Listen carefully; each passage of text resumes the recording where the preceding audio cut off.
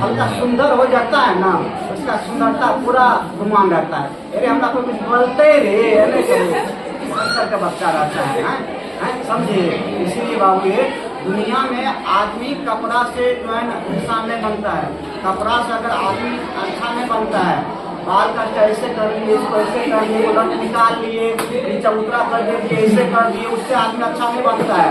Road पे आदमी चल के वो शर्ट का बटन खोल देने से अच्छा नहीं बनता है। मोबाइल को आजकल लड़की को भी ले ऐसे तो आदमी अच्छा नहीं बनता है।